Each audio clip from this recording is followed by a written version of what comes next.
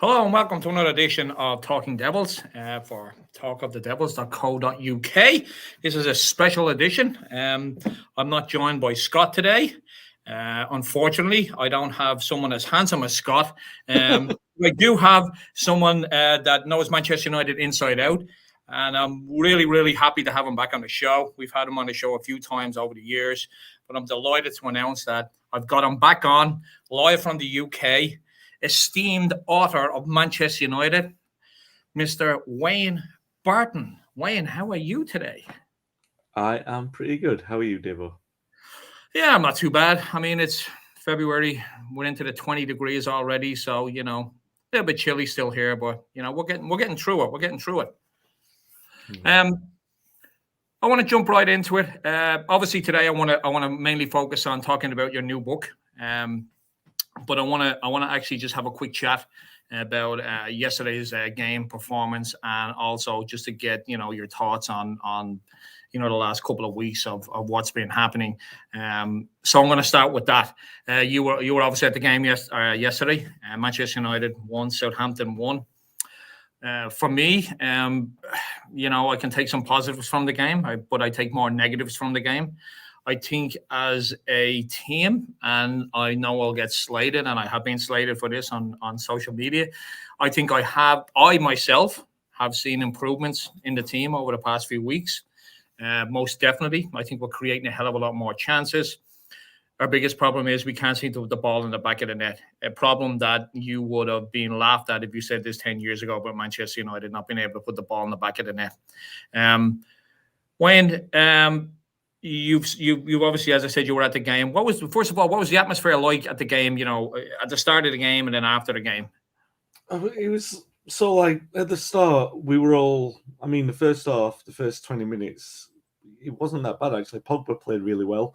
His passing, his instinctive passing was really good. And he was speeding the play up. And Sancho, when he was on the left, was unbelievable. He was getting the crowd off the seat. And even when Sancho scored, there was that feeling of, all right, well, we've been here before. Let's see what happens next. Do you know what I mean? And then it's like, is he just going to follow the same pattern? And everyone in the crowd was feeling exactly the same way. I'm certain of it. It's like, let's just see how this pans out. And it panned out the same way as we've seen. And when it gets to half time, Southampton creeping back into it. We were flagging a little bit towards the end of the first half. You're just thinking, in a way, you kind of like, I'm not saying you ever want them to score, but you kind of want it to get out of the way. Do you know what I mean? Let them score, get out of the way and see how we respond, because we know it's going to come. It's inevitable. Rather get it early in the second half and see how we do. So they did. And you're thinking, all right, this is going to be a good thing. It's going to be a test. We're going to see how we are. And the response was absolutely flat. It's a difficult one, Dave, because you're right. I mean, in terms of improvement, look, the shape that we had. Yeah, I was in K, Rich. So the shape that we had, and the shape that we've had for the last few weeks, has been solid. You can see that there's a rhythm. You can see that there's a pattern.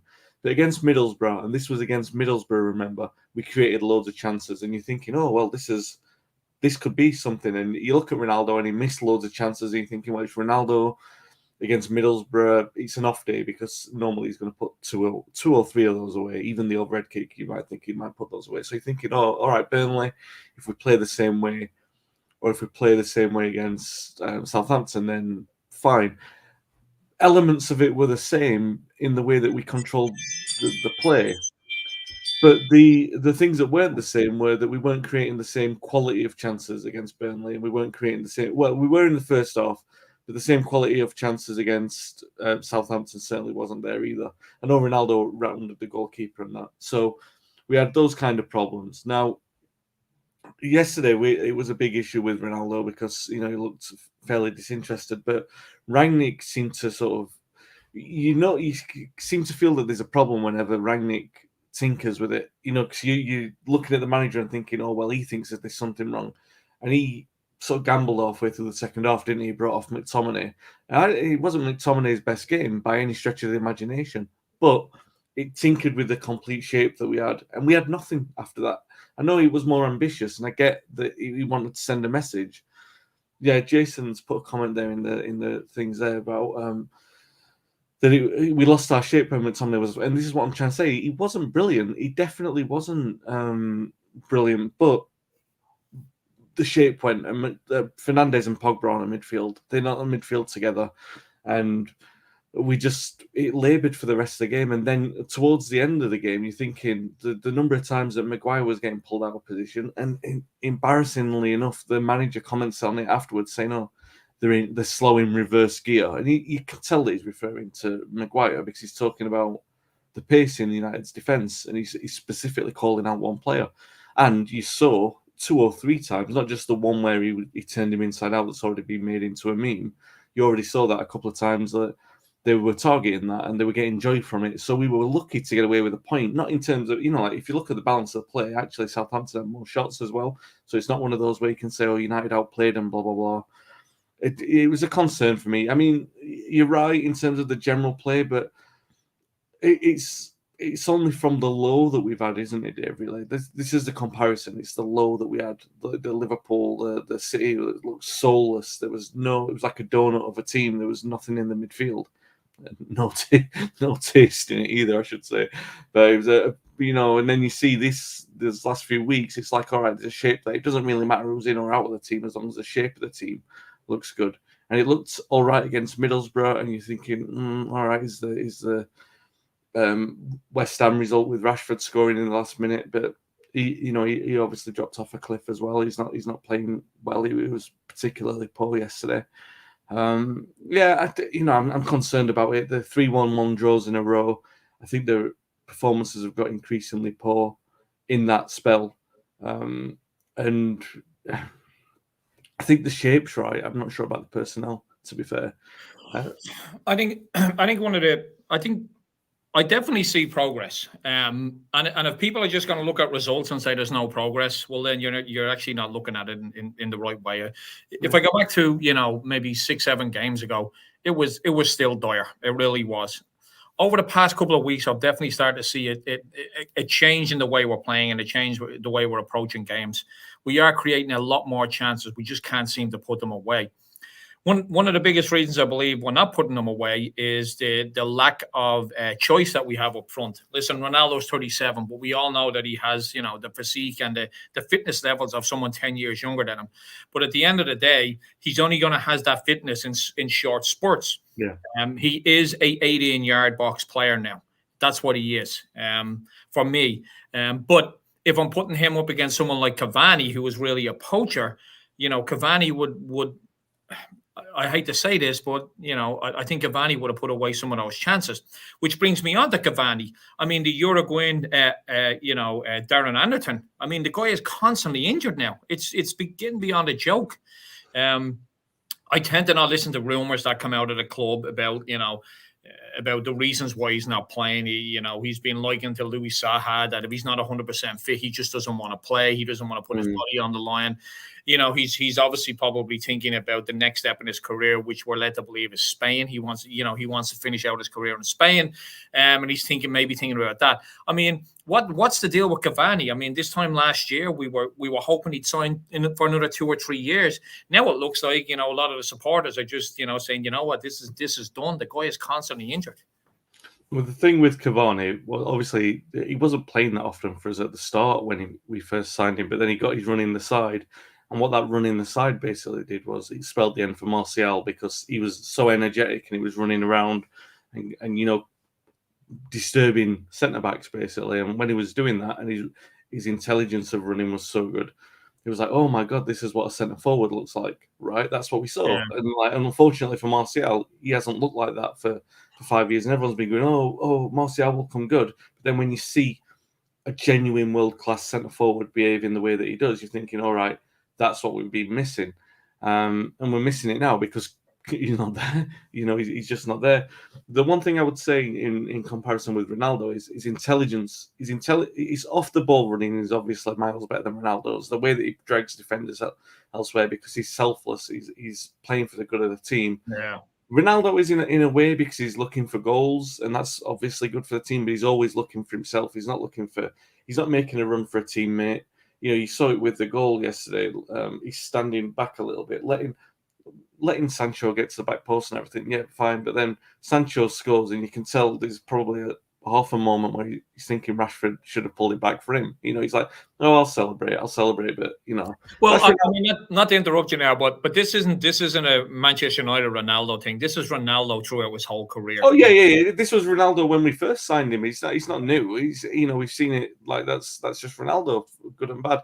The problem is that, like you said, once the fairy tale wore off, the first sort of 3 or 4 months and he was scoring all the time, you're thinking, oh God, maybe the physicality hasn't affected him at all. He lost 10 years or whatever, but obviously it has, and we've got used to it. The thing is that his timing of running is still pretty good, and yeah, he's offside more than he should be, and he takes a long time to get back. And the number of times you get frustrated with him, and well, people around me in Old Trafford get frustrated with him because he labours in the offside position too long. Before this is in open play, not on set plays. He just sort of dawdles 5 yards behind the centre back. So it's like, well, no one can play the ball forward. Then no one can play behind the defence, even if they wanted to. And I know our defenders are slow with the ball anyway, but even if they wanted to, they couldn't because he's 5 yards offside, and then he gets himself back into play, and then we can start again.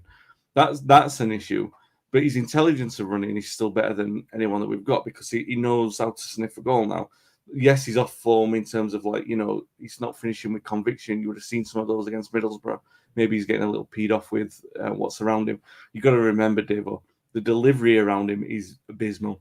It's really poor. We don't have crosses in the team. Sancho's getting better, but he's only in a good run of form recently. Pogba's now back in the side.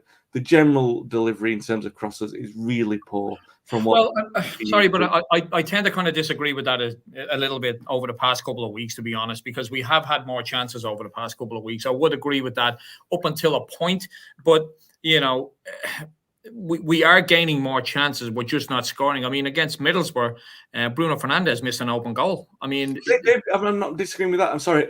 Middlesbrough and Burnley are two very poor teams, and so I'm with you in terms of. I was like, oh yeah, we'll see the improvement as it's coming along, but it's like, where does it go from that moment? If we saw an improvement against Southampton, a better team, fair enough, but we didn't. It was poorer against Southampton, so that's only where I am with that. Yeah, Rich, perfectly, bang on that as well. Yeah. I think Jason and Rich B have come on and said that delivering from the fullbacks has been sloppy too. The lots crossing has been horrendous recently. I mean, so here's the thing with me with our fullbacks. Other than Shaw going through a bit of a purple patch, our fullbacks. I mean, there was an old right back that played for Ireland called Chris Morris, and he was always used as as the benchmark for bad crossing. When people would say, you cross like Chris Morris. A lot of all the Ireland fans, if they're listening to this or listening back, they'll fully understand what I'm talking about here. When Chris Morris ran down the wing and he went across, people behind the goal would duck even before he hit it because they knew where it was coming. And I'm talking people 10, 20 rows up. Some of our delivery, as you've said, is poor, but I have seen an improvement, definitely over the past couple of weeks. That said, I still think our fullbacks are probably the worst in the league for delivery. I mean, Wan-Bissaka, there was absolutely no point in giving him a ball to cross it in. None. Take him out of the equation, take our fullbacks out of the equation. Now, I can be corrected on this, but I believe 90% minimum of our corners hit the first man every single time. There's absolutely no point in us having a corner. We might as well just give it back to them. Opposition teams are more dangerous on air corners these days than anything else. When we get a corner, my first thought is, oh my God, here we go. But I do believe that we have created more chances. I am a little bit miffed though, what we're doing in training if we can't even beat the first man every single time. It's absolutely mind-blowing. I wanted to ask you about the crowd as well after yesterday's game. And then I want to turn on to I got a question for you for our upcoming games. But the crowd yesterday after the game, it's you can gauge social media quite easily. There's uproar, there's pandemonium. What about inside the ground? Second half and then after the game, was it flat? Was it we know that, and we've been complimented as a club and our supporters. Sorry.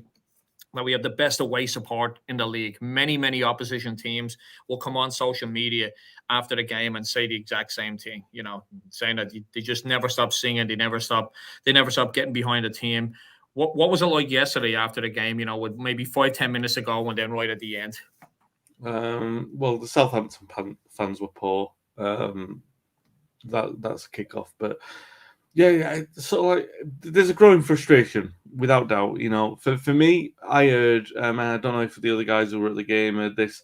There were a smattering of boos. I would take that not at Rangnick, although I like I said, I think that he got it wrong. That's what I would say. Jason's summed it up there. A lot of boos, but I think it was directed at the players. A lot of frustration at the players. Maguire's not very popular at the moment. Obviously made a few mistakes, and also he's very laboured on the ball when United need to move it quickly. Shaw obviously he made a few gambles that he shouldn't have made, but that's Luke Shaw anyway, and he's out of form.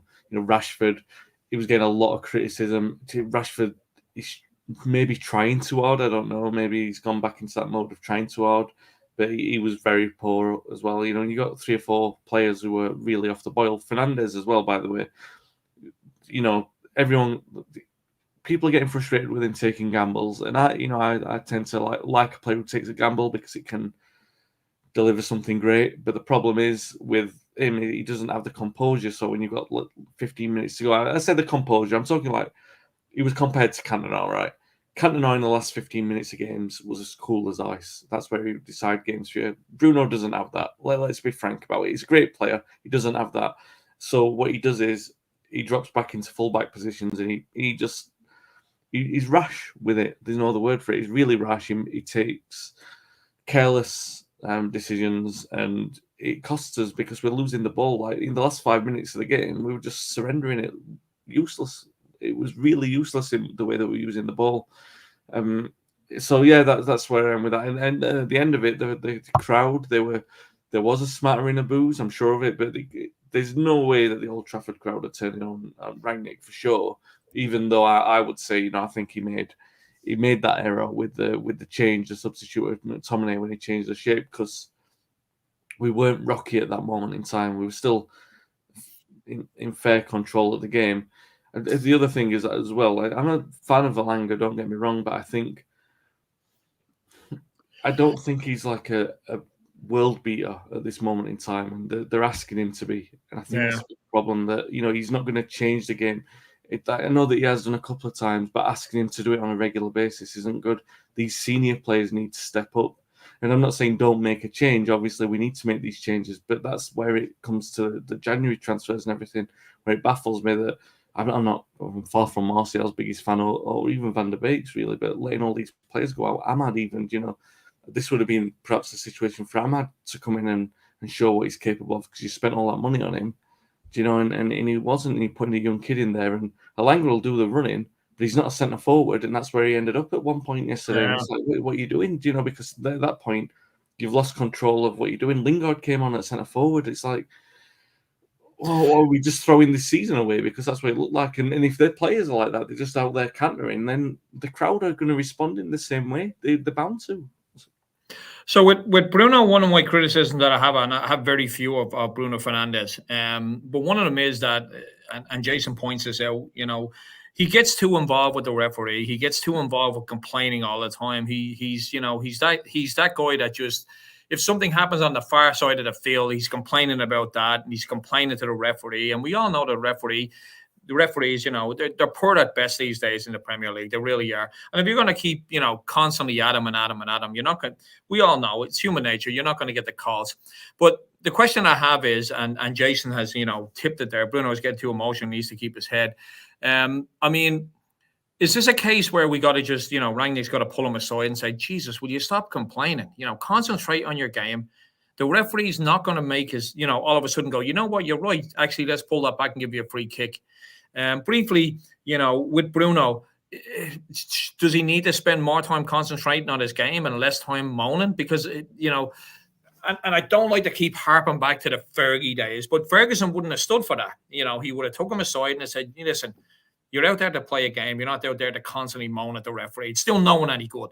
If anything, it's having a negative effect towards. Stop complaining. He's the biggest complainer I've seen in our team in a very, very, very long time. So what's your thoughts on Bruno on that side of his game in regard to just, if you feel like just tell him, I'm not at the game. I live in California now, but I end up, screaming at the TV at 4:30 in the morning. Shut the hell up, will you? Just get on with it. No, I'm it's with a you. problem. Yeah, no, it is. And the reason why, for a start, and you saw it with Southampton yesterday, they loved it because they were killing the game. They killed the game wherever they wanted to. They were slowing it down with the injuries, or pretend injuries. They were slowing it down. They were happy for us to complain about decisions because they were just taking the mick. And but this shouldn't be anything new to Bruno Fernandes. He's been with the club long enough to know that teams come to Old Trafford, and even teams when we played them away. And no disrespect to teams like Southampton, Burnley, Watford, Wolves, all these teams that we played in the past. A point to them, home or away against Manchester United, is a huge result for them. So he should be well versed in this. I don't get upset about time wasting. I don't get upset about all the play acting because I'm used to it by now. Just get on. You know what? The best thing to do is to put the ball in the back of the net. Then it stops all that crap. Yeah, no, I'm with you completely. Yeah, I'm with that. Someone should have a word with him, tell him to cut it down because United, when that starts happening with Bruno, it's generally because we're getting frustrated in a game. United are only going to be at the best when they're moving the ball quickly, when the ball is moving quickly and it's in play quickly. You delay it by a minute by arguing, you're slowing it right down, you're playing into their hands. And even if he's, you're not going to change the referee's decision. That's a tale as old as time. It's a tale as old as time. So I really don't. Yeah, I really do believe someone should be having a word with him to say that. But he also, what is he, 27, 28 now? He should be knowing that himself. Do you know what I mean? You learn that at under 8s, under 10s. When you have decent coaches going to tell you, just stop it. This isn't something he's just developed. It's obviously something that he's been doing. Now I can't. I haven't followed Bruno Fernandes' career until he came to Manchester United. But it's not all of a sudden a Manchester United thing where he's gone. You know what? I'm just going to keep complaining.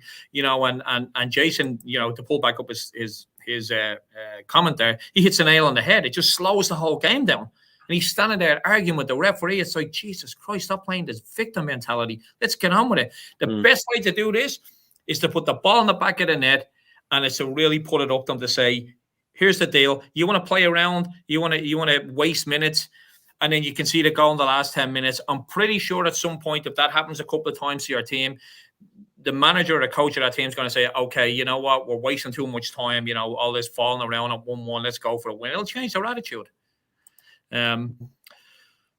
So got one here from Lee. Lee, former Manchester United player. Thanks for joining us. Evening, guys. Totally agree with the Bruno comments and his attitude. We have young, inexperienced players coming through whose confidence will suffer with his constant moaning, I'll say, instead of me and complaining. Needs to lead by example, both with his football and his overall attitude. Nail on the head from Lee there. And you just said it, Wayne. He's 27, 28 years of age.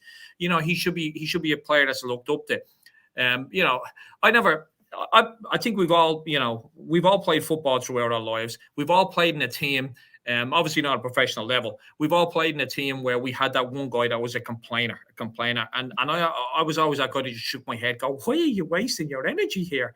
It's not gonna do it. And all you're doing is stopping the game, cut it out. And I've been in teams where it's got into, big arguments in the dressing room.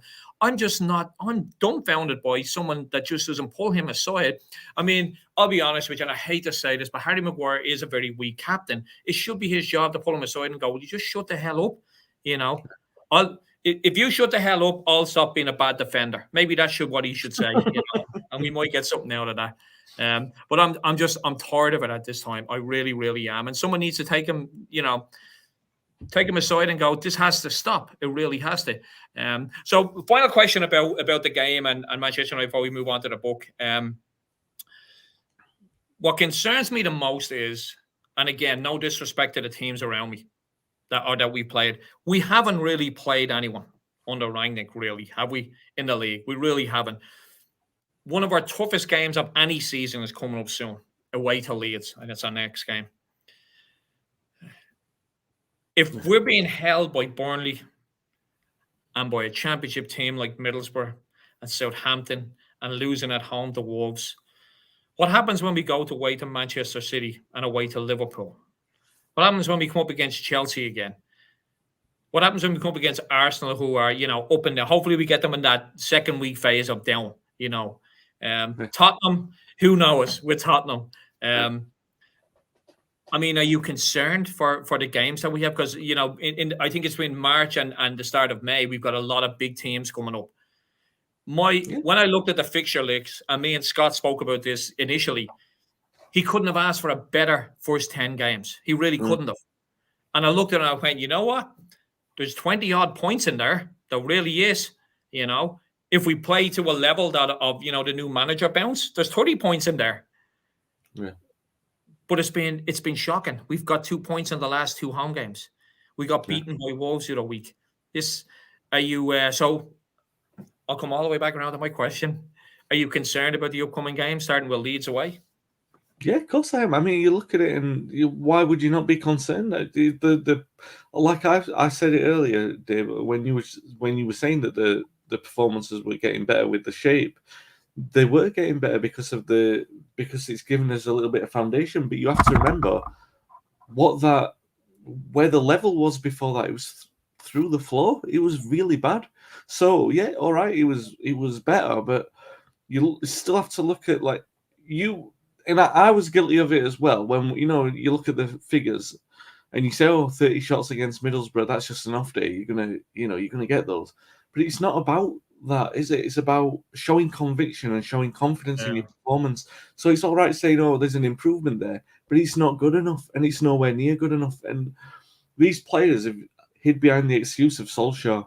They hid behind him for a long time, said he's inexperienced, blah, blah, blah. And then new managers come in and they're hiding behind the different shapes, and they're already coming out complaining. And yeah, you can take how much of it you want with a pinch of salt, but there's also too much smoke without there being any fire, really. There's going to be some complaining in there. They don't like being asked to do the things that they're being asked to do.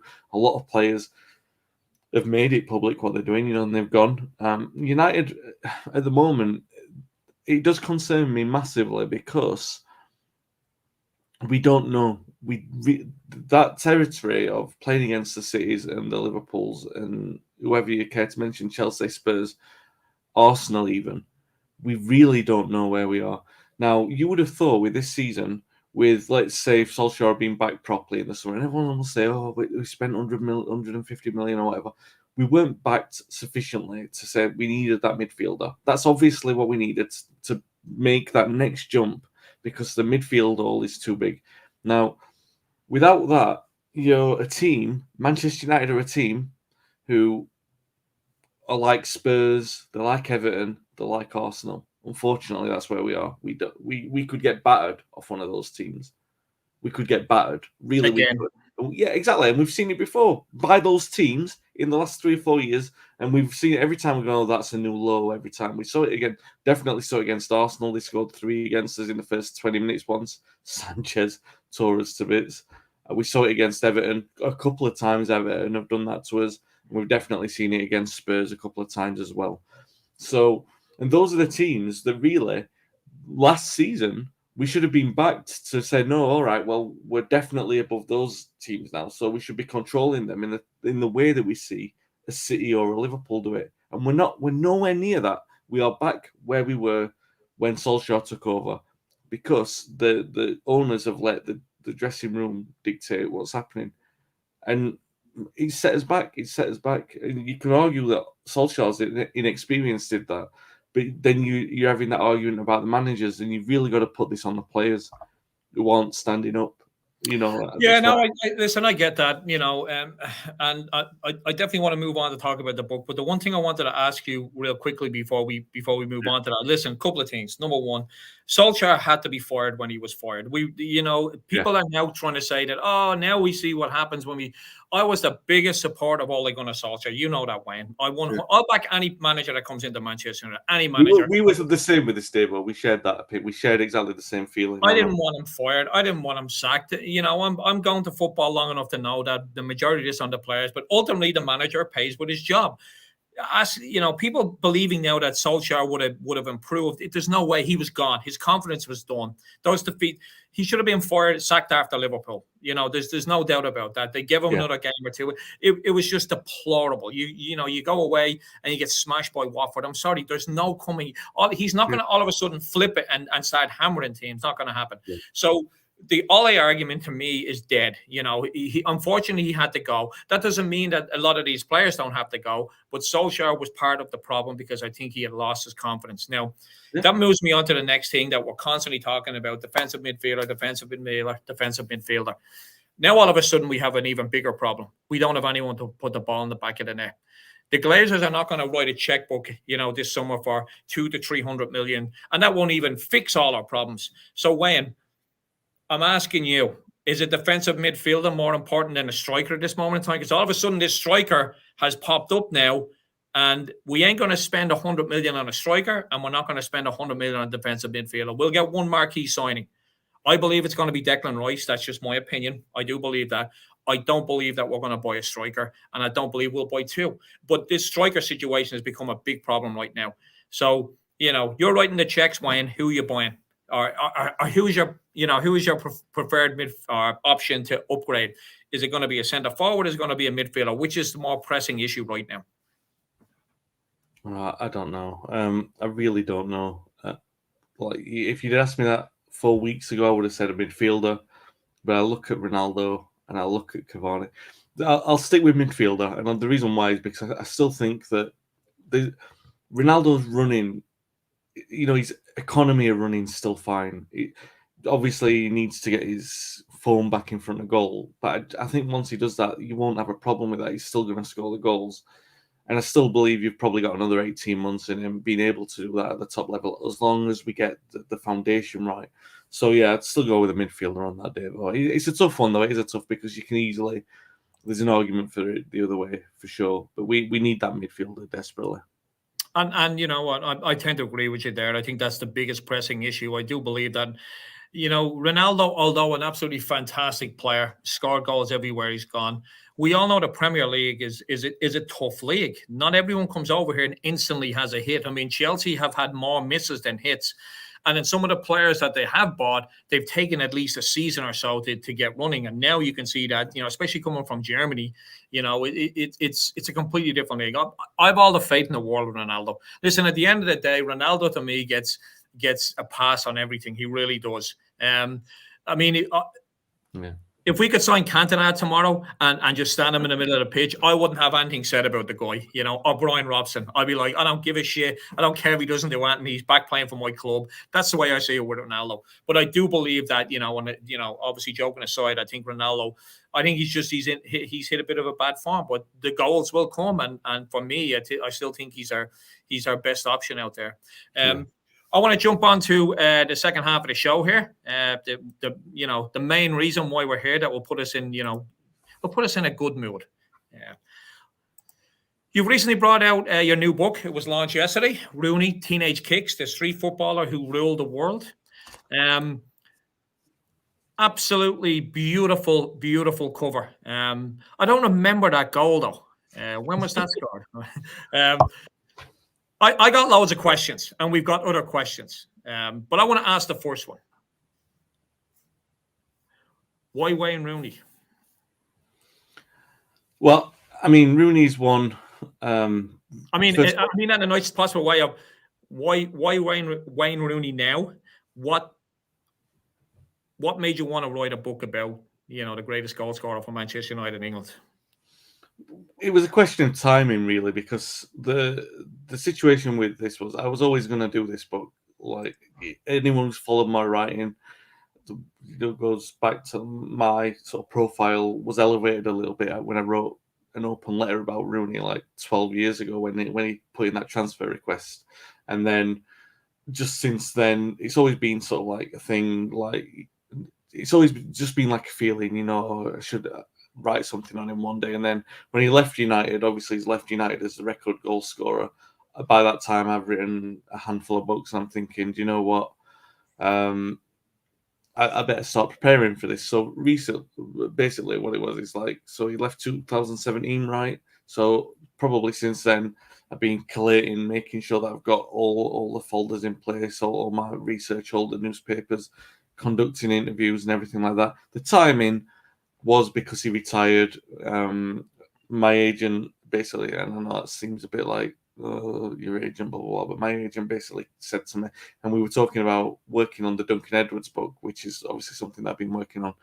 But Rooney retired, and he just basically said to me, "Look, I think that there's some interesting." Because basically, when Rooney retired, everyone on my social media started saying, you've got to write a Rooney book, and you're at the mercy of that basically. Because then my agent basically said, "I'll give you." I do think it's great that you listen to our followers, but there is one or two of us out there. Well, obviously it's not me, and that keep mentioning Brian Robson, but obviously those tweets are not getting through to you. But anyway, I'm sorry. Go ahead. No, Robson's on the list as one, obviously, to hopefully do as well. But yeah, that's basically how the timing came along, because then he retired and everyone was demanding it, and then it was said, "Or would you write something on Rooney?" And I was like, "Well, actually, I've always been planning to. The research is there, all my newspapers and everything. It's there waiting to be done. I just haven't, started it like properly yet." And he just said, "Well, start it now, and then we'll see what happens." And thankfully, the publishers Reach, who I've got a great relationship with, I've done King Eric with them, the George Best book I'd done with them as well, Jimmy Murphy as well. So I got a great relationship with them. They were very keen to take it, and it just moved very quickly from there. An obvious one, really, because it's Wayne Rooney, because he just retired, because he's such a big name, and because he's so evocative and divisive. I thought, what a great story to sort of work on, and that story of, did he reach his potential? Everyone says what he was destined to be and all that sort of stuff. It's just a very, very interesting conversation to have, really. And really interesting book to work on. Are you ready for a few questions? Yeah, sure. Why haven't you written a book on Brian Rob? I'm sorry. No. Obviously, Manchester United, paid what it was. I think it was 20 million back in 2004 with 6-7 million add-ons. At the time, people were like, obviously Rooney was a very raw talent at that time. He just got into the England side, I believe. He had that amazing goal against Arsenal. I wasn't, obviously I never followed Everton at all, but I had a work colleague that was a massive Everton fan, never stopped going on about him, about he's going to be the next best thing. Every weekend he was in my ear. When we signed him, he kind of disappeared. I didn't see him for a day or two. So, but obviously at that time, Wayne, it was a world record for the teenager, a massive. But Manchester United back then were a team that just a club that did that. That's what they did. They invested heavily in what they saw as potential. We came under a lot of fire for paying that amount of money. 20 million. Now 20, you can't even get a bad player for 20 million. Although, I'd probably disagree with that with Manchester United over the past few years. You could get them for 50 and 60 million, even 80. But you get what I'm trying to say there is that 20 million, absolutely astronomical amount of money. We fast forward to, 20 odd years later, and it was, we pretty much ripped everything off. We all know that. But players come along like that every now and then. Him, Michael Carrick, people like that just, the transfer fee means nothing. So during, and it leads on to Victoria's Secrets questions. Was there anything that surprised you about him when you were doing your research, based off the knowledge of, what I've just said there, is that all the way back then, all that money that was being paid, players that played with him around that time, how was he at the club, when he came in? He seems to be a very, very level, down to earth type of player. After games, going and playing games playing football with his buddies in the street and stuff like that. Was there anything that, because a billion words have been written about Wayne Rooney in the media, online, everything, is there anything that during your research that you just went, shit, I never knew that, or wow, that's a bit of a surprise?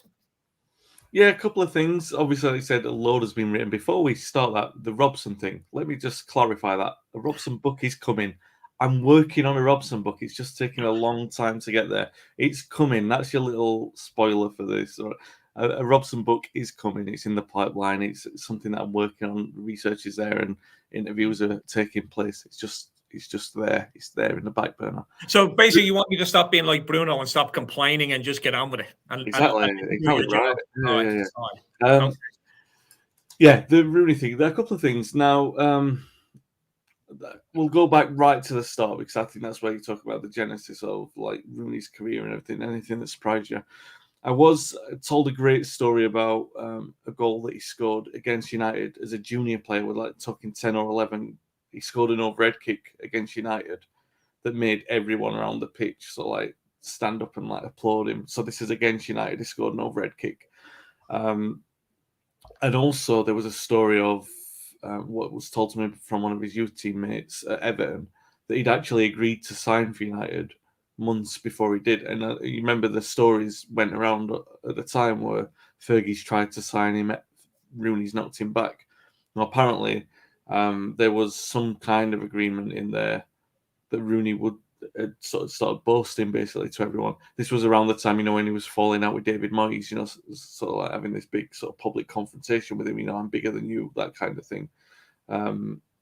And yeah, so the stories in there that, that he'd actually agreed to sign for United a lot earlier than what he did. And it just it really needed things to be put into place. If you remember the 2004 window. But sorry, just before you move on from that, Wayne, because I do remember at the time Newcastle came in from as well, and they were offering like around 20 million, and then United came back with 27 million, which is kind of unheard from Manchester United, because we tend to use our name as that extra bit of cash at the end for a player to force his club to sell.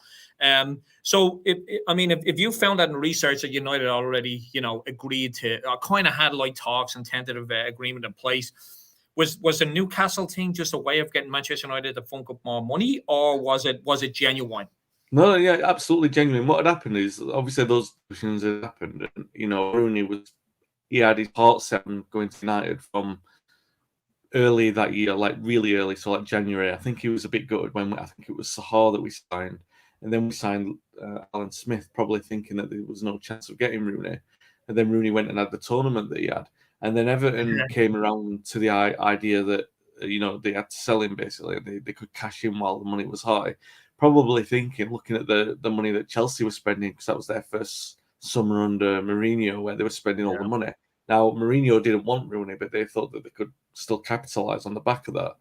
And Newcastle's interest was genuine.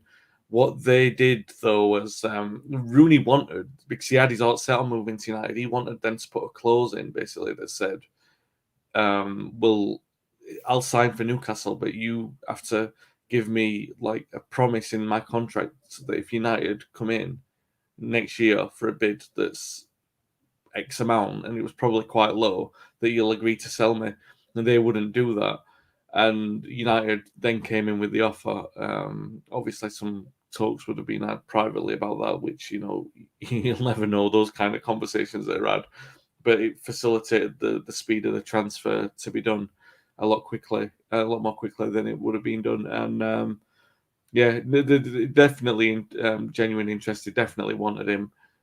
It wasn't flushing United out. Everton were very, very reluctant to sell him, but there was a sort of like an impasse maybe in the middle of August where they realised he was going to go, and it was about. And Everton were struggling financially around that time as well. Massively, yeah. So they saw it as a good opportunity for them to raise money as well. There was like that talk, he saved the club and everything, which is probably a stretch, but yeah, that's how that happened. A couple of, and there are a few in there. I mean, a few surprising things, like we're going right the way through. I talked to Rennie Mullenstein, was talking about his positional intelligence. If you read the story of the goal where Robin van Persie scored against Aston Villa, to that famous volley, if you read that story, and that it looks to everyone like it's a goal of individual brilliance, right? But if you read the story of how it came out and how Rooney's his game intelligence influenced that, you'll be surprised. I was, and very, very interesting. He did a very similar thing over here in the MLS for DC United, where he had ran. In this case, he had actually ran back. He had rubbed the ball, and then he gave a very, very similar pass. But that Van Persie goal for Van Persie's hat trick in the 3-0, for me, it was one of those things where the pass was as good as the goal, even though the goal was absolutely sublime, and there's not many strikers in the world that could have scored that goal. But the pass itself was just as good as the goal, to be honest with you. And it does lead on to this. This question from Jason is, and I'm sure you get asked this a million times, and I'm sure you've got it asked a million times when you were doing the research of the book and doing the book. favorite Rooney goal. His is the counter attack at Old Trafford against Bolton. I'm going to start because I'm the host, and that's just the rule right now. For me, it's the one that's on the front cover, the Manchester City one. But the close second is the Champions League goal against Arsenal, the counter attack. Just everything about that was just phenomenal. But for individual brilliance, the game that was in it, the timing of it. I remember seeing that goal, and for a split second or two, I thought we had full forward into the era of VAR, because I didn't move for a couple of seconds, because I was like, is it a goal? What has just happened here? I don't even think anyone that was in that ground was lucky to be in the ground to see, I believe, the greatest goal in the Premier League, without a shadow of a doubt for me. But I'll leave it up to you, the expert on Wayne Rooney. What was your favourite goal? No, that's a great point what you made, and actually that's how I summarise the book. Like, the last chapter is all about what Rooney is and what he stands for, and what legacy he leaves in terms of how you'll remember him. And what I've tried to put across is a player that you measure in those memories, not in the numbers. And the numbers are impressive because he's leading goal scorer for United and for England. But it's the memories, isn't it? Even good and bad, because a lot of people don't like Rooney, remember. But those kind of things. Now, you said for anyone who was in the ground there, and that's one thing that I remember is I was in East Stand watching Rooney's the goal, the overhead kick. I was also in the North Stand, so the opposite side to the television stand, and there's no other view of this, so it's the only way that I've ever seen this goal in this angle was the Newcastle one, which Victoria's Secrets mentions there, the volley.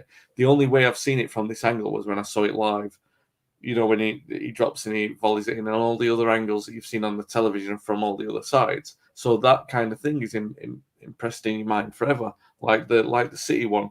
There are views of it from behind the goal, but the one that we had was to the left. Do you know what I mean? And you don't see that angle again. I can just remember him. I said it to Matt, who contributes to the website and to the podcast occasionally. The thing that we always talk about on that day, because he was there, he was over from Australia, and it was the first time that we'd met, and we'd had this conversation saying, something might happen today. And then afterwards we're saying, we'll never forget that this happened.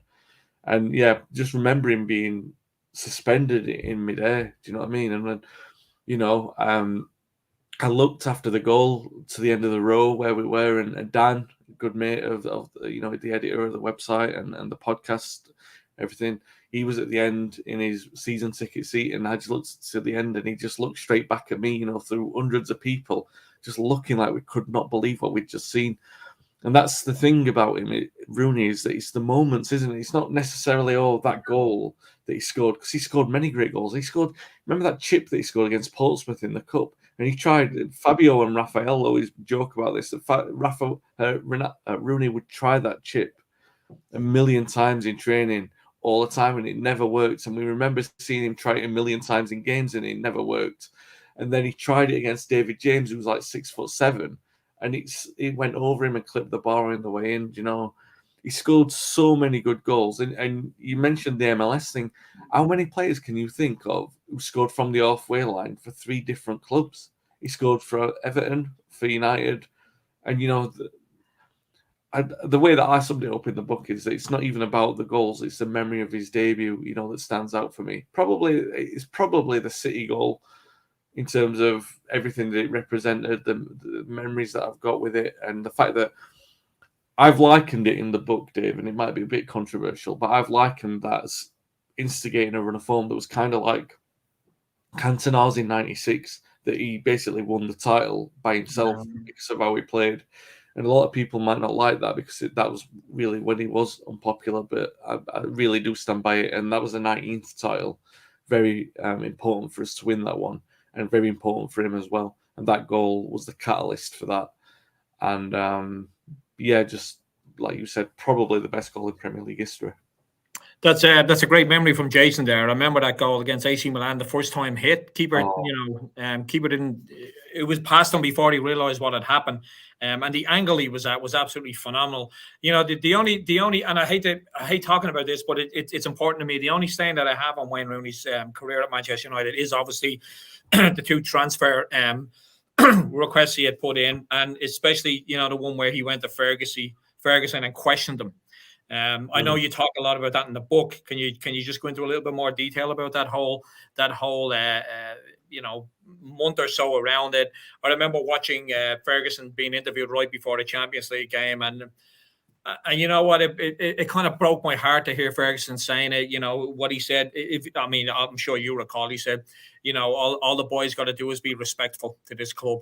On the way out, basically, and it broke my heart because I'm like, I could see Ferguson was hurt by it, but I could see he was angry by it as well. And he was sending a warning shot there that this is Manchester United.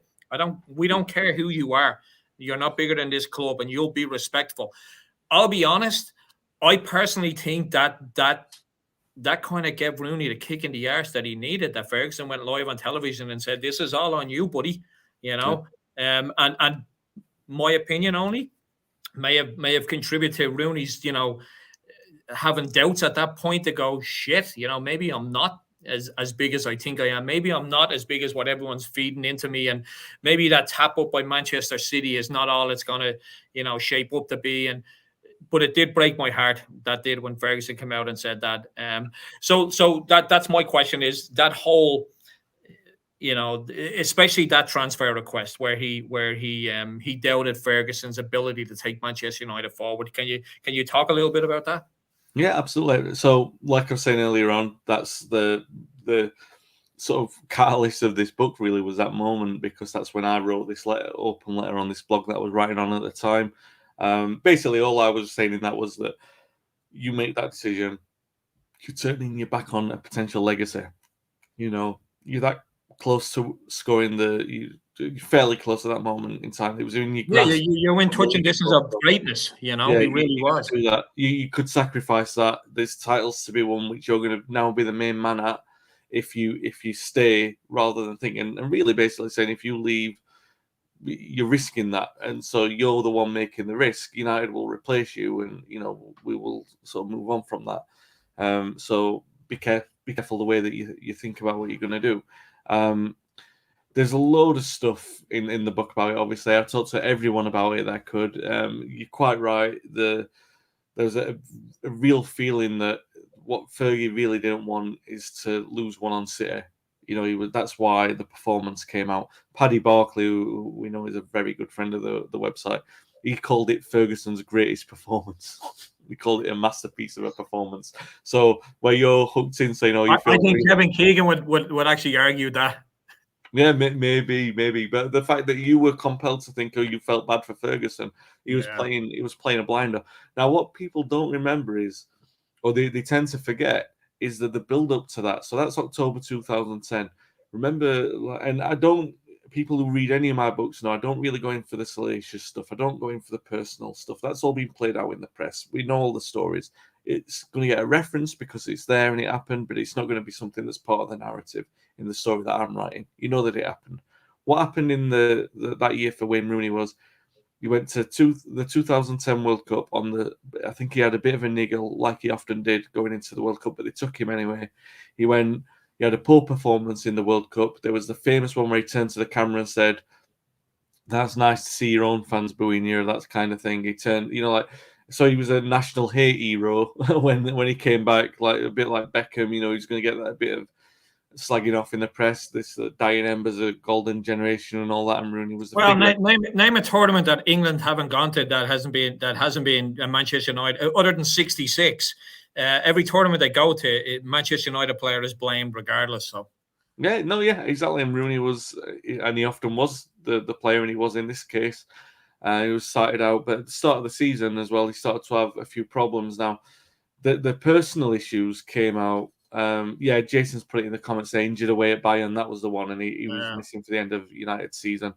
And it impacted our chances of winning the league, and he still went to the World Cup. And I always felt some sympathy for Rooney because it was unrealistic, the expectation that was put on him. If you read the book, pretty much before every tournament, people were saying, is he going to have the impact of Pele on every single tournament? Now, when he was in the early throes of this 2010 season, right, there was this personal issue that came out, another issue with Colleen, not Colleen, obviously, with perhaps a relationship breakdown in September or something. That was international break. It was just before we went to Everton. Fergie dropped him from the game at Everton, basically saying, have this day off because the crowd are going to be on you.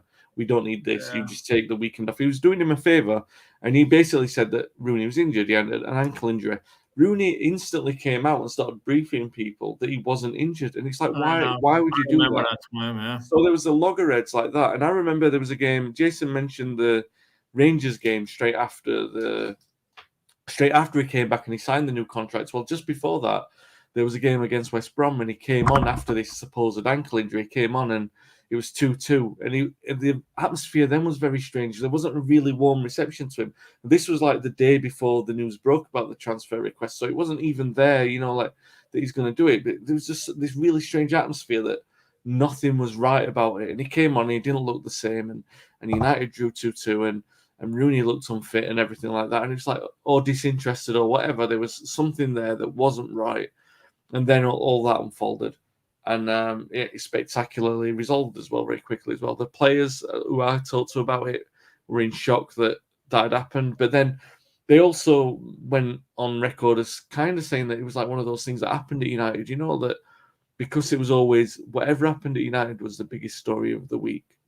And that's all that they saw it as. Obviously, for us, it's a generational thing, right? We remember that Rooney thing so vividly that we're talking about it now. It was a massive thing at the time. And yes, I know, in the past, Brian Robson requested a transfer, Dennis Law requested a transfer, Brian Kidd requested a transfer, players have requested transfers. It's nothing new. Roy Keane was open about going. Ronaldo had obviously wanted to go. So it was nothing new. This kind of feeling that we've been betrayed by Rooney was only really the truth because Ferguson made it public and played it out the way that he did. And yeah, a lot of people had a problem with Rooney after that because he couldn't consolidate the relationship with him anymore. And, I know a lot of people didn't cheer his goals after that, but how could you not? Because there were some bangers that season, do you know what I mean? And like I said, he took us to the title that season, whether or not you like him, and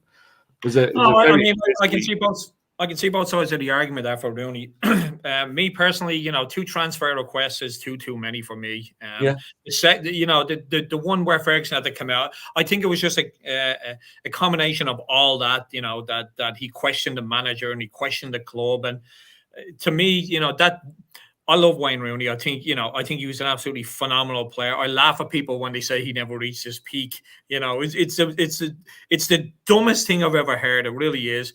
But there'll always be that that thing for me of there was times when you didn't hand, and I know some Liverpool fans will say the same about Steven Gerrard. He didn't crown himself in glory with that whole, flaunting with Chelsea. In the end, he made the right decision. And to your point, Rooney made the right decision because, did people sit him down and go, if you leave this club, your legacy's dead. You're done. You're gone. It's over. You'll be a good player at another club, but you'll just be a good player that was at 2 clubs. That's all. That's all you'll have. You stay with Manchester United. I mean, there's people, and it's moving on to the next question I have here. There's people even talking about him being the next manager of Manchester United. I'm dumbfounded by that at the moment, to be honest. And I'll tell you my reasons why. But for me, Wayne Rooney, absolutely phenomenal player, absolutely phenomenal. He was that guy that got the club. Let's remember he's born and bred in Liverpool. That's a difficult thing to come to Manchester United, and all of a sudden, people, you're their hero now, and you've got to adapt to that. And for me, Rooney is one of the greatest players to play for Manchester United. And that leads me on to the next question we have from Nick Hugh. As he said, hi Wayne, after doing the book, where does he rank for you in United's all-time list? Is he in your top 5, your top 10, your top 100? I mean, where does Wayne Rooney rank within your all-time list of Manchester United players? I had to double check because obviously we did a list of the top 100 for the website, right? About 18 months ago, we did that. You didn't want to get called out on social media, did you? Oh, wait a minute. You said 4, and on this list from 18 months ago, you said 5? Well, it's not even that, right? So we had him. I'll say it, it was me, really. I guess I had the final say on it. I've got Rooney at 14. And that's going to be like, people will be like, oh my God, how can you have the club's record scorer that high?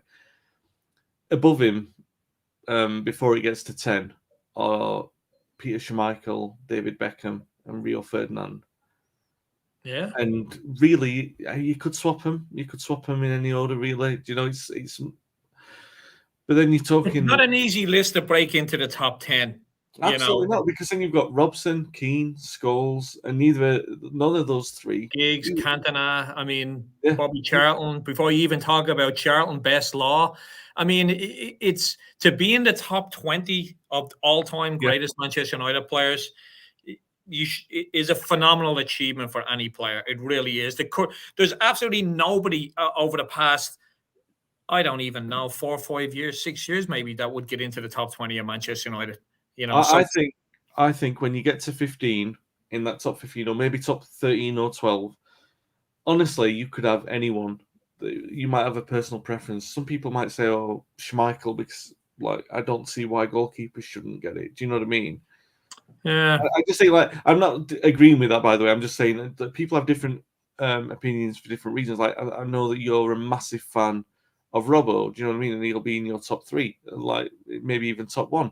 And like, a lot of people have Cantona in the top one or two. Do you know what I mean? And objectively speaking, you would probably say no, because you've got Best and Ronaldo in there, and Duncan Edwards, who, you know, obviously a player in his own right. And then you've got Ryan Giggs, who on appearances and trophies won. Do you know what I mean? There's all these kind of different moving pieces with that argument. But when you get to that top 12, you basically, that's a top 14 really, because that's where I put Rooney, or where we put Rooney. He's 14 in the list of 50.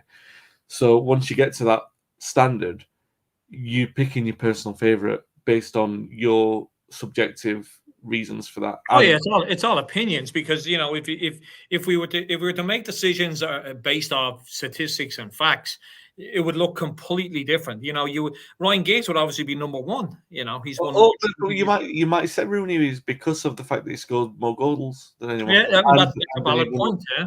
he won a lot of trophies as well. So yeah, for me, I'll stand by what we did with the list, because I think we were really careful with the way that we did it. I think we put a lot of care and a lot of research into it, and we considered all of these variable things, didn't we? We were looking at it from all these different angles to say, well, this is why we're picking this player here. But it's not to say, look, if he played for anyone else in the country, he's the best player ever. I would say, honestly, and I'm biased because I'm a United player, United fan. Well, definitely not player, but because I'm a United fan, I'm biased like heavily with that. But if you put someone who was England's top scorer and the club's top scorer in any other club in the country, they're going to be the number one, as well they should be. And the moments that he had, you measure him in moments, and the goals that he scored, and the fact that he scored, like I said, 3 halfway line goals for different clubs. These are, you've got an argument then, haven't you, to say that there's no one who matches him because of the moments that he gave you. They stand up against anyone, as much as Giggs, as much as Cantona, as much as Robson. You've got all those moments there, and football is measured like that, and it should be. That's why Rooney, he was a throwback when he came into the game in 2002, throwback when we signed him in 2004, because he was like a playground footballer. And now when we look back on him over his entire career, he was a throwback, wasn't he? He was the difference in that team. Yeah. So I mean, I think that I know we may get some comments about the 14 in the list, but here's what I want to say on that. Between the top, for me, the guy that's top of the list and 14, there's really not a lot between that whole exactly, list. yeah. Okay. But if you're the 14th best player in your club's history at Bolton, trust me, you're way down the list. Okay. Yeah. Or at Man City, or at any of these other clubs.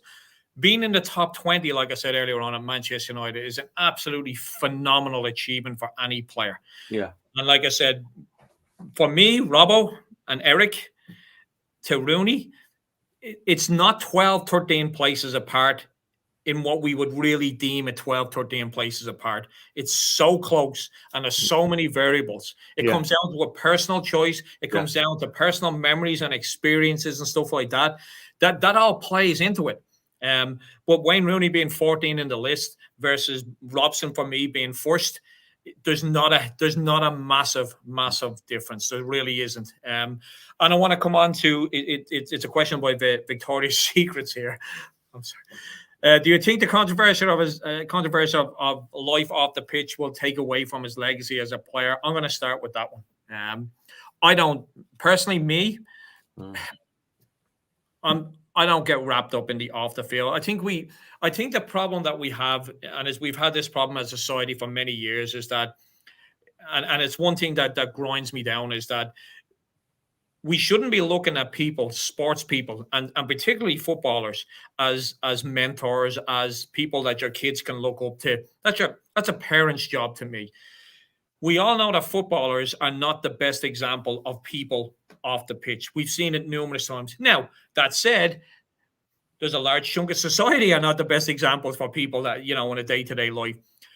The point I'm trying to make is it doesn't faze me a lot of what happened in his personal life. As long as he's not, physically harming people, as long as he's not kicking cats around the kitchen, as long as he should be treated no different than anyone else that walks this earth, really, to be honest, if he's just making mistakes that most of us make or could make. So for me, it's a big, I don't believe it's affected his legs. It never enters my head at all. I mean,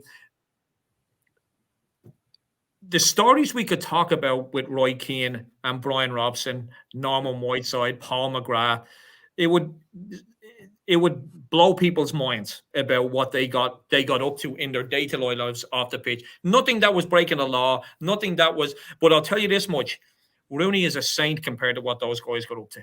Really, realistically, when people are, I mean, I know there's all the stuff about the brothels and stuff like that. I get that, but come on, 16, 17 years of age, being handed 50 grand a week, coming from a regular working family background. That's the biggest thing, and we could talk about this all day. I still believe that clubs are not doing enough for these young players coming through. They're really not. These are just regular kids coming through, being handed a hell of a lot of money, have a lot of hangers on. It's no difference 15, 16 years ago. It's actually worse today, if I may add it. I think it is. But I know it's a long way of answering the question. You see what you're doing to me here, Wayne? I'm adapting your answering skills. I'm sure Stacey will love that. It's... to me personally, no, I don't think it's done anything to his legacy. It really hasn't for me. I think, in fact, it brings me closer to him as a fan, as a supporter, to know that he is a regular guy. He does go out and get pissed up. He does, have boxing matches with his mates in his kitchen, nearly gets knocked out. These are just everyday things that these guys do. They shouldn't be treated any differently. And I'll have that argument all day long. So, great question. My answer is no. Well, that took a long time to get there, didn't it? No, yeah, I agree. And if anyone's watched the documentary on him, it's almost like it's part of the charm of him, right? And not the charm that he went to brothel, don't get me wrong, or that he's been unfaithful to his wife. It's that he's been confronting about it. He's open about it. He's never run away from it. They've never tried to sweep it under the carpet. They've embraced it every single time. It's been difficult, and they've took it on the chin and they moved on. And in the film, he talks about it a lot as well. He says, this is the way that I am. I made mistakes, and they've talked about that struggle to forgive and stuff like that. So yeah, and when you're 16, 17, the things that you do, like even when you're like going into your early 20s, the things that you do when you got to remember he's growing up as the he was catapulted from the best lad in his area to the best player in the country, and possibly the best, white Pele at the age of 17 or 18, like, so that he's being projected as one of the best players of all time. It's a lot for someone who from that kind of background. And I don't want to be too disparaging about his background, because his family life was settled and they did the best for him, but he's from a struggling working class background. And so he was in that situation. He's part of the charm, and I don't believe that it's gonna reflect too badly on him. Some people will, obviously, because some people. I think it's a great question. It really is a great question. Because when we're talking about that top 15 players that we've just mentioned, and it's like a cigarette paper between them all. What you've got there is basically that's what people will use as their their differentiator, isn't it? They're going to say, "Oh, yeah, but he wasn't a nice person, so that's why he's down on the list for that." So it will be used against him, not by me. When we did that list, it was purely on what they all of those contributions as a player.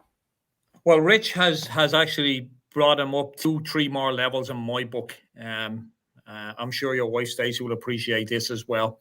200 quid on pick and mix at the local cinema. For me, that's okay. I love him even more. I mean, I love a good movie. I love a good pick and mix. So if Rooney spending 200 quid on it, I want to see that bag. Yeah, he's taking it up another level for me in my regard and respect for him for spending that much on a pick and mix. There's a great story in the book, by the way. There's a great story. He talks about Phil Bardsley with the boxing. There's another Phil Bardsley story in there. I'm not going to spoil for anyone, but it is along that line. It's absolutely amazing. Phil Marsh told it me, and Phil's a great lad. Obviously, Lee's mate as well. So yeah, look out for that in the book. It's a banger. It's great. So I want to, I wouldn't be doing this conversation justice if I didn't ask the question. Wayne Rooney, Manchester United manager, future Manchester United manager. Before you make the case for him or against him, I'm just going to give my 2 cents on it. I'll try not to be too long. Wayne Rooney is currently managing Derby County, as we know, and he's doing a really, really good job considering the restrictions that they have, considering, the points deductions. He's not allowed to buy players and stuff like that. But I don't know whether it's the fact that we've got burnt by Ollie in that hiring and the not backing of him and the backing and the not backing. And for me, I think we're way, way too early for Wayne Rooney to be a Manchester United manager. And the reason I say that is because we tend to do stupid things at this club, Manchester United, as we know, first and foremost, look at the commercial side. And to bring Wayne Rooney in there, every one of those guys are going, yes, get him in. Because they don't really care if we win trophies. They really don't. It's the commercial. So we all know that. I've gotten over that many years ago. We're not the only club like that. It's just some clubs, down the street have got lucky with the current manager that they have from Germany. But once he leaves, trust me, that whole thing is going to fall apart. It really is. They have no idea how close they are to Manchester United in the fact that as soon as Klopp leaves, that thing is going to go to shit. It really is. I know it is because before Klopp came in, John Henry didn't care about winning trophies. We all know that. Klopp came in, he's winning trophies. It's an added bonus. But for me, Manchester United have made some stupid decisions over the past, 7-8 years. Wayne Rooney would be another one at this moment in time. And here's the reason why. If Rooney didn't have the points deduction, they'd be currently, 15th or 16th in the championship. We shouldn't be looking at people like that to manage Manchester United. And people will argue, well, we brought in Solskjaer. Yeah, but, we didn't bring him in after he got relegated. It wasn't like, okay, you got relegated, we're going to hire you now. He went off and he did, he's with Molde, won the first league title. He won another few trophies. He was, he had high praise for his term at the under-23s. Ole Gunnar Solskjaer was brought in to steady a ship that was sinking quicker than the Titanic. They wanted to get the fans on side. We all know, I'm not going to beat that over the head again about Ollie, why we brought him in. We didn't bring him in because we thought we were going to win the league instantly. We didn't. We had a couple of major problems that helped one of them. And I will always praise Solskjaer for what he did with our club. He gave it back to us, I'll be honest. In some ways, we started to enjoy watching the team. We started to feel a little bit more involved in the club. I'll argue with anyone all day long that he did more good than bad. But for me, Wayne Rooney today is not the right time for him. And I mean, is it in the future? I don't know. I really don't know. I think Solskjaer has burnt me on bringing back ex-players. People that I idolized. I don't want to tarnish it. Now, I didn't get tarnished in my books, but if we keep doing this, I can see myself being tarnished with some players and going, why did you ever come back? Your legacy is starting to get a bit stained. I just, for me, right now, I would say I don't think it's the right time to bring Wayne Rooney in, regardless of what he's doing at Derby. And like I said, I noticed the argument that he's playing with teenagers, and Jason says that his players over 30. I get all that. I really do. But I think we should be setting our sights way higher than Wayne Rooney. Does that mean in the future Wayne Rooney doesn't become a Manchester United manager? I don't know. It's hard for ex players to become successful at their clubs, even at other clubs. Wayne Rooney for me is a good 4 to 6 years away from being a really good manager and being tipped to playing managing the Manchester United. What's your thoughts, Wayne? Yeah, I think 4 to 6 is probably about right. I commented the other day about my opinions on Rooney on Twitter, and a lot of people sort of took that as like, "Oh, you think he's ready No, already?" if you're talking about the comment where you said he's going to be, he's over the next 25 years, he's going to be probably one of the most influential people in management in the league or in England. I wholeheartedly agree with that. No, yeah, and that's where I am with it. And I don't know where that's going to take him. Look, one thing about him is that the intelligence of his knowledge of the game is a lot greater than what people are currently giving him credit for. I'll tell you that for a fact. And I know that everyone that I've talked to that has talked to me in detail about Rooney has praised his actual intelligence of the game.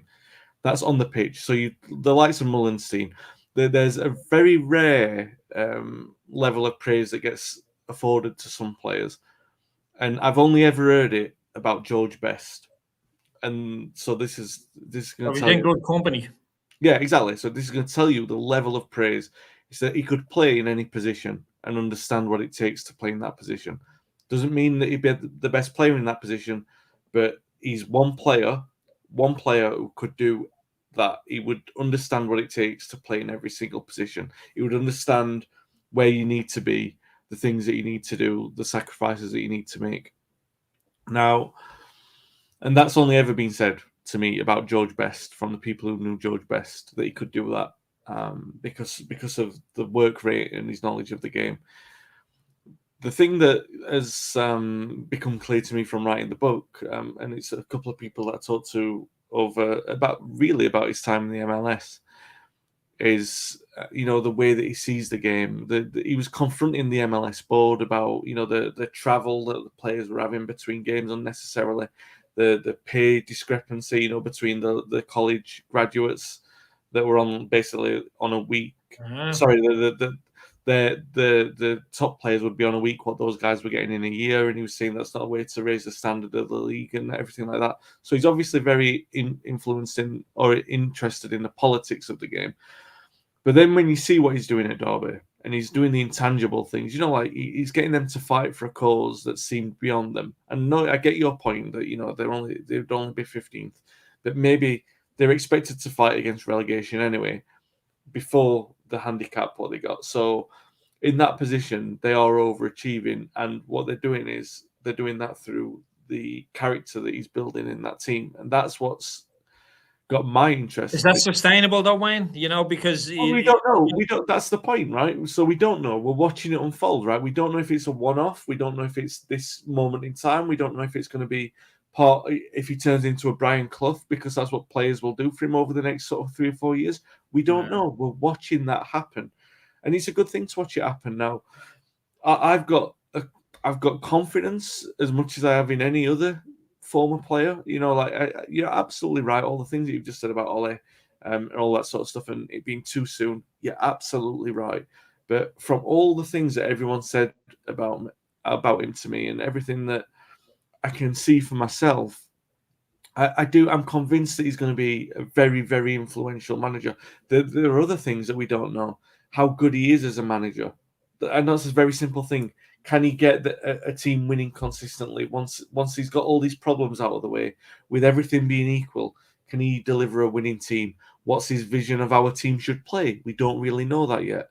Do you know what I'm saying? That these are the intangible things that we don't really know, but the other things that we do know, that he can bring a fight into a team, that he can get a team fighting for a cause that seems lost.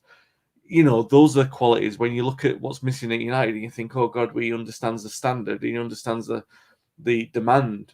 He definitely does understand what that is at United, because he lived it every week, like Solskjaer did. The problem with Solskjaer is that he wasn't very good at translating that message to players. And, we knew that maybe Rooney will be better. We don't know. There's no guarantees. I'm just saying, from my point of view, I look at him and I think, yeah, there's a player, a guy, there's a man who's left the playing side of football, who probably a lot of people haven't taken seriously because of the way that they've downplayed his intelligence, and I think they're going to be very shocked over the next decade or so that he'll probably emerge as one of the leading figures in some form, either as a manager or even just as a political figure. It sounds like a stupid thing to say, but people maybe watching this won't know, but Jimmy Hill back in the 60s and 70s, this is a guy who revolutionized 50s and 60s, sorry, revolutionized playing wages and stuff like that. And the pay structure, massive political figure in the game. That's what I'm talking about with Rooney. That's what he's going to do because he understands the game, he understands the sport, he cares about the sport, and he cares about the players. That's what's really interesting to me about him as a person. But in terms of being a United manager, 4 to 6 years down the line, for sure. But then we've got to see all these other things happen, right? We've got to see him be successful on the pitch. We've got to see how his teams play football, in addition to all the things that already look very promising about him right now. Well, I think for the one thing for me that he is definitely streets ahead is his personality. I think he has that personality to get in, and like you said, Derby are now selling more tickets than they've ever sold based off the fact that he's out beating that drum all the time. I think he has the right mentality to get players up for a fight. It's just how long can you keep that going after getting a couple of a couple of bad results, does it all just and like any manager, but I do like that about his side is that he's not your typical, he's not your typical manager that we see coming through the ranks now. I at times have to shake my head about football these days, with all these different formations and all these different tactics. And to me, football was always 4-4-2. That's what it is. You got 11 players on a pitch against each other. You got a ball. Yes, there has to be some kind of, tactics in there, but it's overcomplicated now. Now we've got false everything. We got false number 9s, false number 10s, and even ourselves, we got a false number 5 that was bought for 80 million. But that's for another day. But my point is that, to me, Rooney looks like the type of guy that takes out a whiteboard and goes 4-4-2 or whatever. This is what you got to do. Defenders got to defend. Midfield have got to push back and push on. Strikers, you got to score. That's how simple this game is. It hasn't changed in the fact of what the goal is, and that's to score more than the other team. That's what I like about Rooney. But I kind of hold back because I don't, like I said, I don't think Ole's legacy will ever be tarnished in my eyes. But I just don't want. I don't know. It hurts more. Me and you have had this discussion. Yeah. It means more when we win, but it hurts more when we lose. It really does. And when Rangnick loses a game, and let's be honest, he hasn't done too bad. He's only lost one league game so far. When he loses a game, it doesn't hurt as much as if when Ole lost a game. It really doesn't, because we have that connection with him. And that, I think that's me as a human is just going, I just don't want to I don't want to feel worse after a defeat because my manager, is an idol, is an icon, is one of the greatest players to play for Manchester United. It hurts more. But then again, on the flip side, I want to be greedy and go, I do want a former player to come in and I want to win a trophy because we all know it means twice as much. It really does. It means so much more, and it would mean so much more. But for me, I think it's way too early. And my only concern is that we still have people at the club that, given the opportunity, they would bring Rooney in a heartbeat, and it wouldn't be for footballing reasons. It would be for commercial reasons. Wayne, to wrap it up, I am going to ask you, and you may not want to give your top one, favorite story in the Rooney book. It's been out a couple of days now. People will have read it. You don't have to give any spoilers, but is there anything in there that you enjoyed, talking to a former player, former coach, and anyone that was connected with Rooney? Was anyone that just made you smile a bit? I do like the story about the Villa goal. That's a really good one because Mullenstein is really good with that. I also like Quincy Amarikwa, who played with him for DC United. There was a goal that was scored. Quincy scored it for DC. Rooney played a free kick, and it's a great story, this, because when you watch, it's such a weird free kick that's scored because Rooney takes it. There's a packed box. And rather than take it to the packed box, he plays it, cuts it short for Amarikwa, who's peeled off to the left-hand side. And he tries this acrobatic finish and it goes in. And I talked to him about that. I'm like, that's a training ground move, right? Because you can't have done that without the training ground. And he just said, no, what we did is we just looked at, because got to know each other. Obviously, they were quite close. They were good friends, and I think they've remained good friends. Basically, it was just a wink and a nod, And if you watch it again, and I'm sure some people will be able to find it, Amarikwa didn't score that many for DC, but this one he sort of peeled off. So like you've got the pack in the penalty area, and he's peeled off to the left hand side, and he tries his acrobatic volley, and it goes in, and it really looks like, like the old Spurs Sheringham near post flick on corner. It was like they've been planning it for years, and it was instinctive, and that was all about Rooney. That was the thing. And I remember like asking him about the things that you were asking me, his goals and stuff like that. What's your favourite goal? And I was expecting him to say the halfway line goal, that he scored for DC. And he said, no, my favourite moment about Rooney isn't a goal. It's the thing that you talked about, when he chased back at the halfway line and then tackled and then set up the goal. That was his favourite moment, when I asked him the favourite goal. And that just about sums up Rooney, isn't it?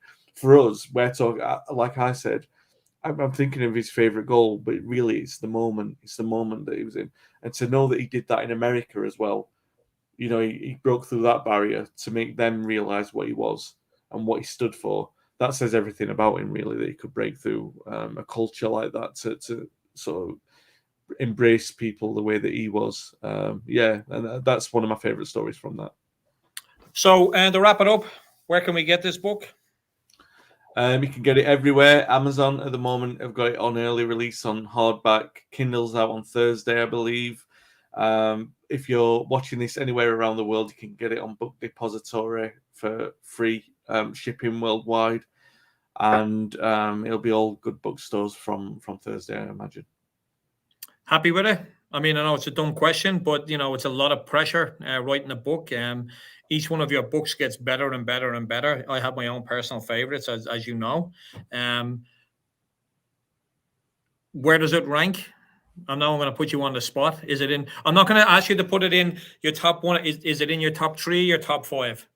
I'm not. Yeah, top 3, top 5. It's definitely in there. Look, I'm really, really happy with it. The judge that I have is always the first judge. Is always my wife. We sit down and we read the book together, and she'll tell me very quickly if she likes the tone of it or not. Do you know what I mean? This was a very difficult book to write because I don't write a lot of recent United books. They're mostly historical. The most recent one I wrote was Red Print. And that was on a difficult subject because obviously the club have failed in the last few years. So going back to recent days to write a book on Wayne Rooney was a bit of a gamble from my perspective because you don't know, you really don't know how it's going to be. And I hope the thing is, I really like it. I really like what I've done with it. I've taken a different angle on it. That's the same way that I always do. I think try and be about who that player was, what they represented.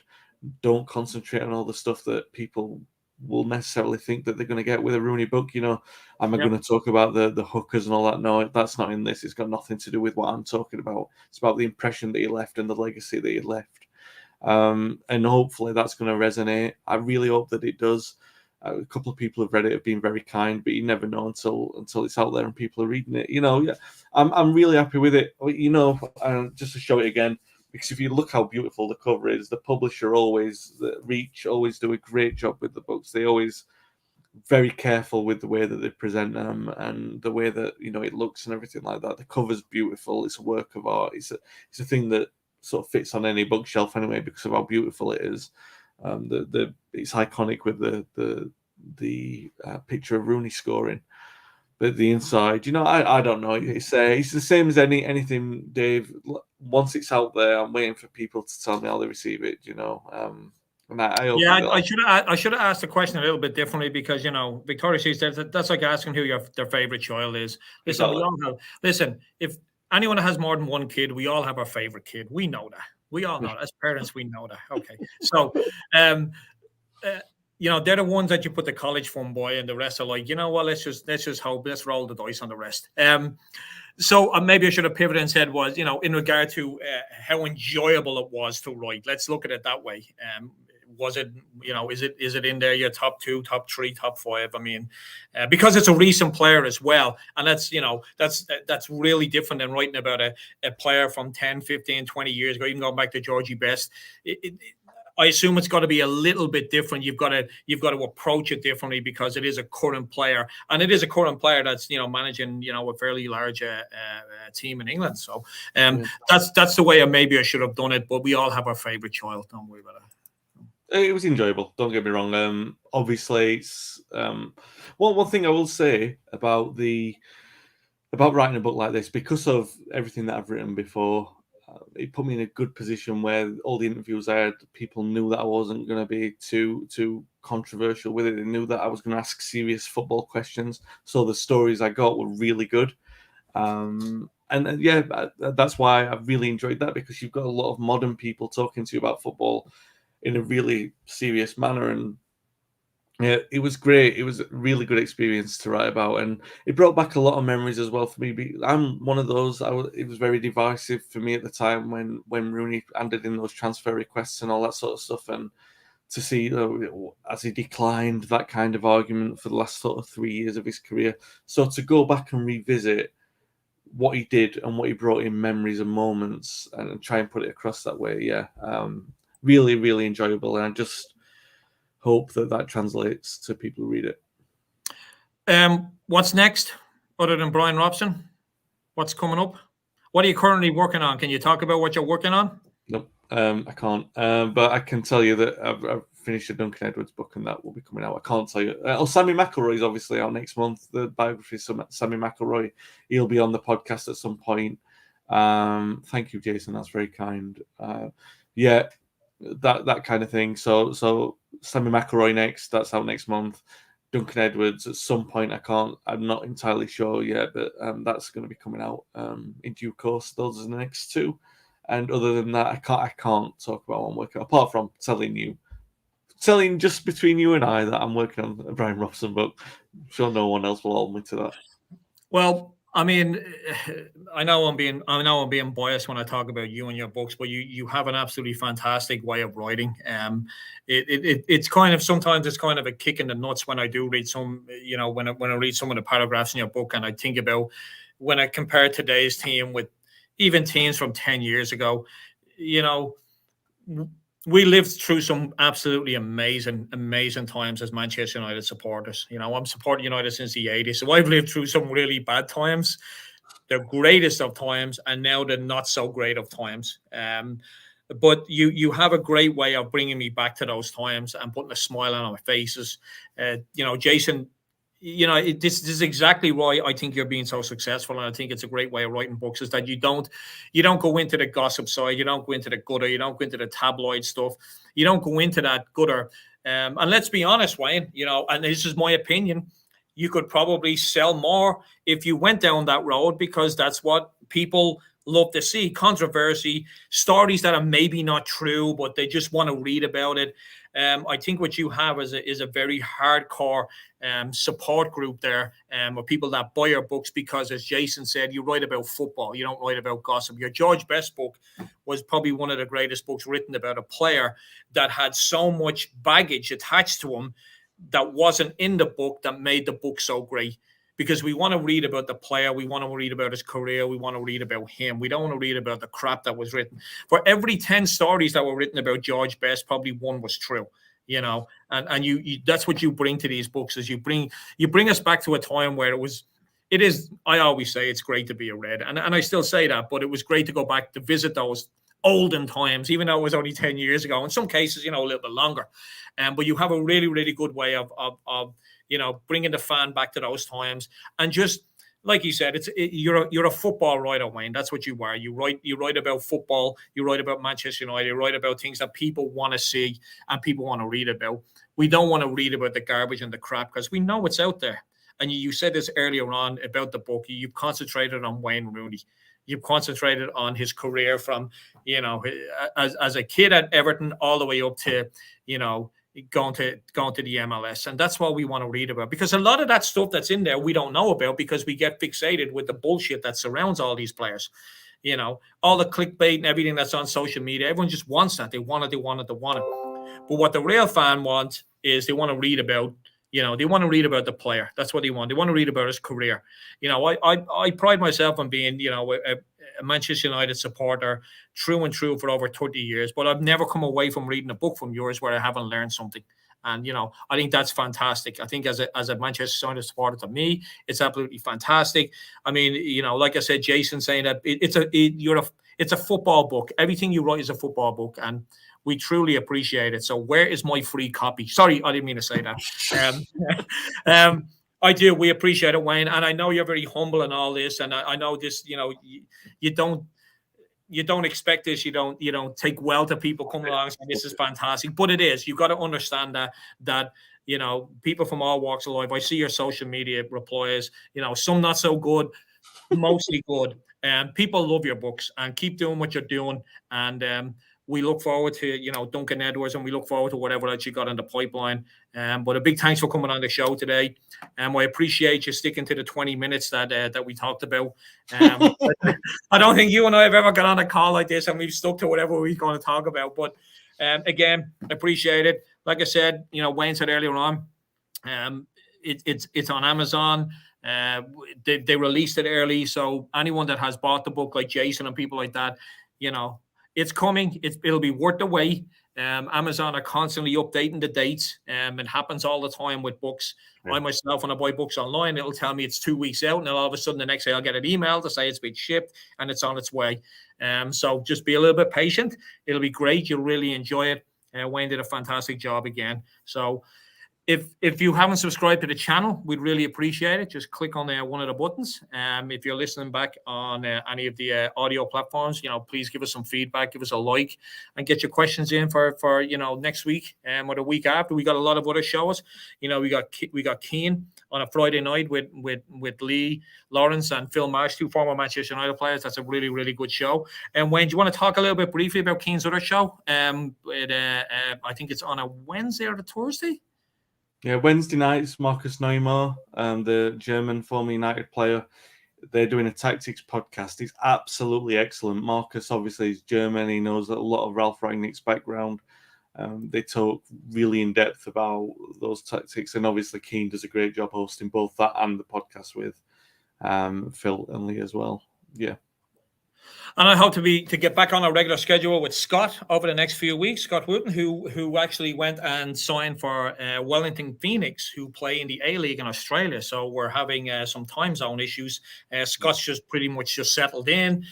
He's got a good run of games now. So we're hoping to get back onto some kind of schedule over the next week or two where we'll be bringing you a podcast, hopefully at least once a week with Scott. So it's always great having him on. It's always great having, any ex-Manchester United players, but it's great having Scott on because he's still a current, professional footballer, and he keeps me in check. When I put my supporter hat on and see things completely different, and very knowledgeable and very nice guy. So again, thanks everybody for tuning in.